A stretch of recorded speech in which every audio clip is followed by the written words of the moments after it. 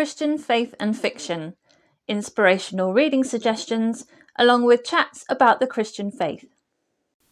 The following episode is an audio version of a video that I recorded for my YouTube channel, Christian Faith and Fiction. If you would like to watch the video rather than listen to the audio, you can do so by clicking the link in the show notes. Please do share your thoughts by commenting either on the video or on the relevant blog post, links in the show notes. Hi, it's Lou from Christian Faith and Fiction. Today I want to share with you the books that I am most excited about that are coming out at the beginning of next year. These are all listed as Christian fiction books. Obviously I haven't read any of them yet, so can't tell you what the content will be like, but I'm going to go through them month by month. First 4 months of the year, January to April, and then tell you a bit about why I am excited about reading them at some point. Honestly, if I was to read all of these books, my bank balance would be a lot smaller and I would need probably more time in my life to read them all, but I'm going to put them on my wish list, I think, for the future, and hopefully I'll get to read them at some point. So looking in January, we've got Waters Break by Sophia L. Hansen, which is listed as young adult Christian sci-fi and Christian fantasy, and it's published by Enclave Escape.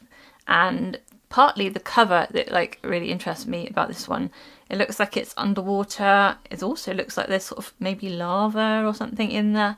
And the figure on there looks kind of quite an interesting, almost greeny blue skin, but I don't know if that's the lighting. It sounds interesting from the synopsis. It's like to do with a planet that is covered in water, and then the planet's broken, and as heavens rained fire and stone, mountains erupted from the sea, and dry ground was birthed on the deep, dividing the water. In the wake of her world's violent reformation, Nika's family is shattered.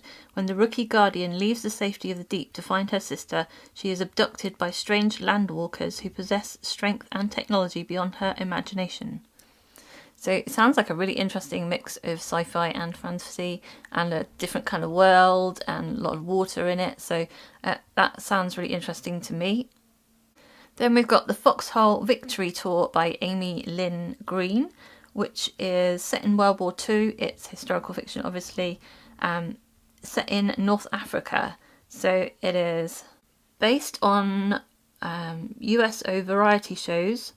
It's following two women who join the group of performers, and they are going to North Africa to tour, but then they get the opportunity to get a coveted job in the Hollywood spotlight, and then I'm guessing that they have to sort of compete with each other to try and win this job whilst they're travelling around in North Africa in the war. So that sounds a really interesting setting to me. I haven't read anything about North Africa, I don't think, in the war.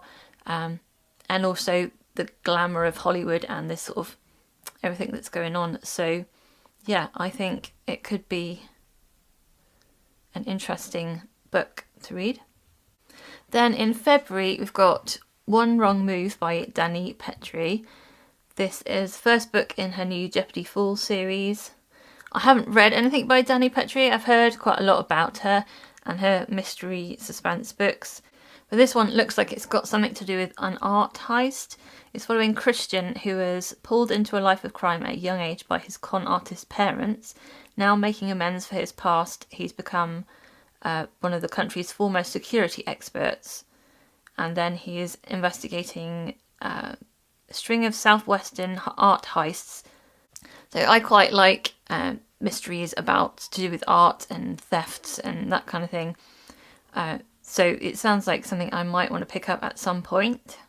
While the City Sleeps by Elizabeth Camden is the first book in her new series Women of Midtown, and it is Christian historical romance with some other things, published by Bethany House.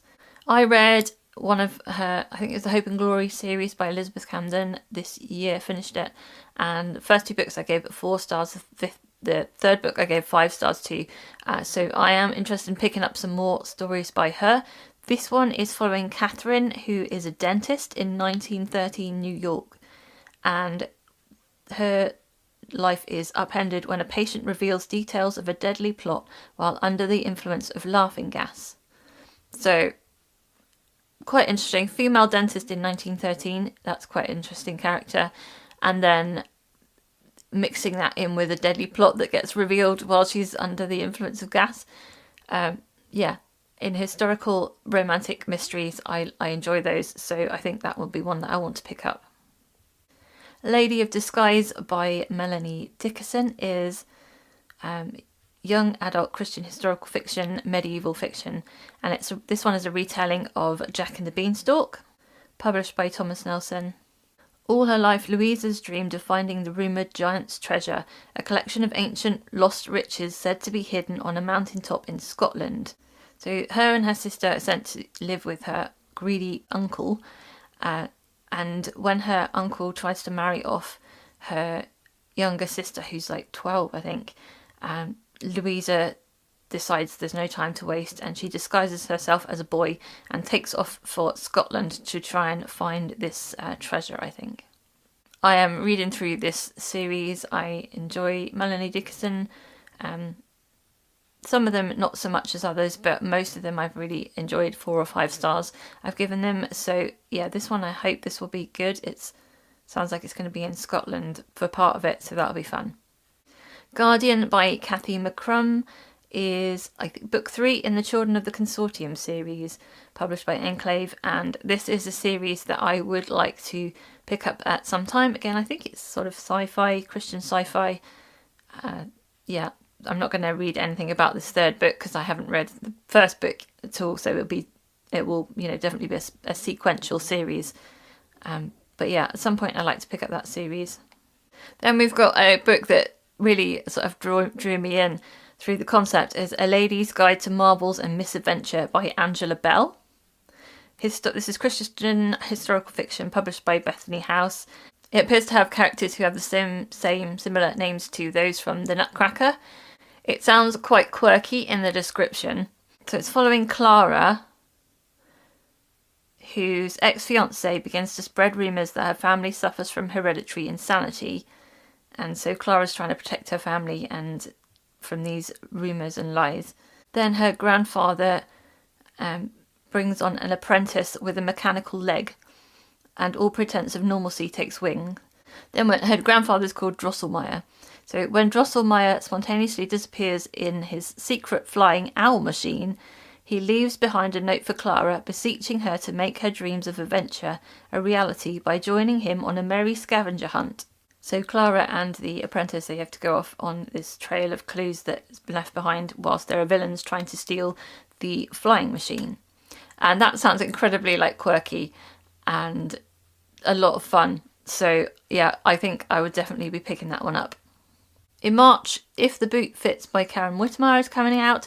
This is book 2, I think, in the Texas Ever After stories. I read the first one, Fairest of Heart. I really enjoyed that. It was like a Snow White one. This is a Cinderella story. Although judging from the synopsis, it seems to be that the Samantha, the female character, is the sort of prince character. So she's like a princess type of character. Not a princess, but she's the one who's got her father's got the money, is throwing a ball to try to marry her off to people. And then there's the guy called Asher who is using the cover of a fancy ball to break into the Three Cedars ranch house to search for proof of wrongdoing against the cat-talking Eli Deering. So he's looking for proof that Eli has done some wrong to evict his stepmother and half-brothers, and she is the daughter of Eli, I think. I'm going to pick it up because I really enjoyed the first book, and I'm looking forward to reading this one to do with Cinderella. It's in a genre that I don't usually pick up, but I really enjoy fairy tale retellings, so yeah, I'm definitely going to pick that one up. Just for the Summer by Melody Carlson is, I think, a Christian contemporary romance. It sounds like the classic house swap romance you get in film tropes.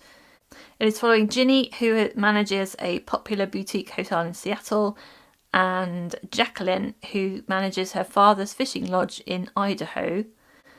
And they have some issues and not content with where they are, so they decide to swap for the summer. It says, just for the summer they'll swap jobs and lifestyles, but they never anticipated swapping love interests. So this is a trope I've seen before, but when it's done well, I really enjoy it. So I will maybe pick that one up at some point. Then the last one I've got in March is A Noble Scheme by Roseanna M.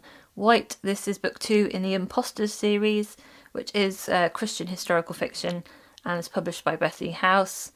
I really like Roseanna M. White's writing. I've given all 4 books that I've read by her so far, I've given 5 stars to, so I'm definitely looking forward to this one as well. I like the concept of this series.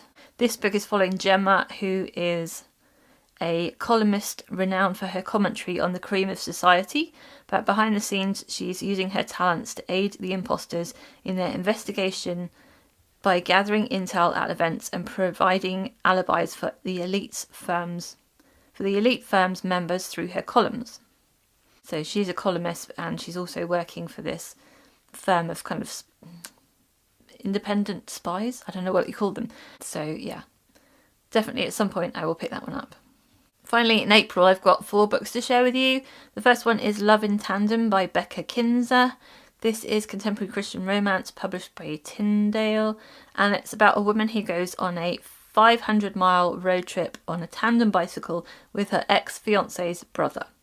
And if that doesn't speak rom-com to you, I don't know what does. It sounds like it's both going to be really funny and also cringy and awkward and dealing with a lot of the past.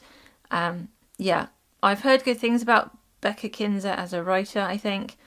It sounds like it could be quite a fun, enjoyable sort of scenario that they're stuck on a tandem together. Yeah, and they're trying to raise money. She needs to raise money to keep her school's music programme going so that she can still have a job, and he needs to raise money for himself. He's in a financial predicament. Yes. Yeah. The Elusive Truth of Lily Temple by Joanna Davidson Politano is a Christian historical romance and mystery published by Revell. And I've read 1 book by this author and gave that one 5 stars. So I'm thinking this one, I'll like this one as well.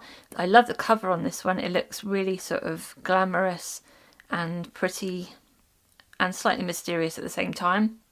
It's following Peter, an underground investigator to the wealthy, who is trying to locate the legendary Briarwood teardrop, an exquisite sapphire which Lily wears beneath her gown. And Lily is like a silent film actress, and so it's following the 2 of them. I imagine there's going to be like mystery and suspense as well as some romance in that one. The British Booksellers by Kristy Cambron is also coming out in April, and this is another Christian historical romance saga. I've enjoyed several of her books. All the ones I've read have had like multiple timelines, different storylines going on and interweaving with each other, which I've enjoyed. The Paris Dressmaker and the Italian Ballerina both had like 2 different timelines and 2 different perspectives in each one. Yeah, so I think this probably fits in the vein of that one.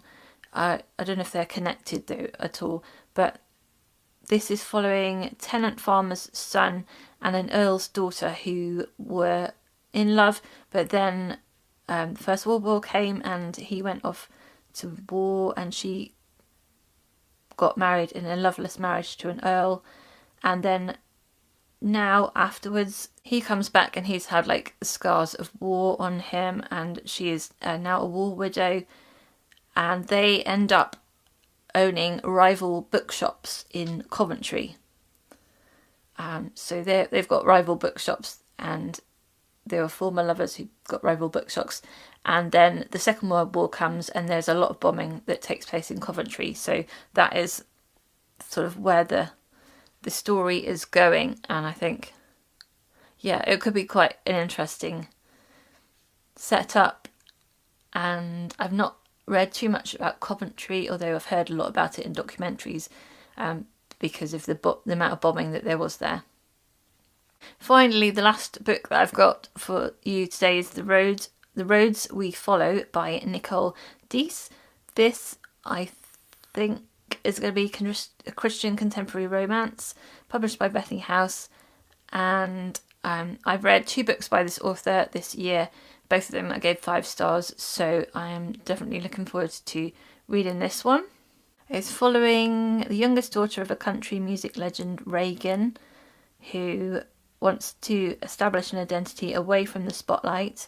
But then she hears that someone's going to be writing a tell-all book about her family, and so she's trying to find out who the secret author is of this book that's coming out. And then her and her 2 sisters end up going on a cross-country road trip, and the bus driver who has been employed has got a hidden agenda, as it says in the synopsis. It's certainly got a similar style of cover to the first book, so I assume that somehow they're connected in somewhere along the line. Maybe it's just the place rather than the people. But yeah, I am looking forward to reading that one at some point too. So those are the books that I am excited about reading, have put on my wish list, would like to read in the future. Let me know in the comments if any of those books sound like books that you'd like to read, or if you've got any other ones that are coming out in the beginning of next year that you are excited about. Let me know as well. I hope you're having a really great reading week, and until next time, God bless. Bye. Thank you for listening to the Christian Faith and Fiction podcast. If you would like more information, you can click the link in the description. Don't forget to subscribe on your podcast app to make sure you catch the next episode.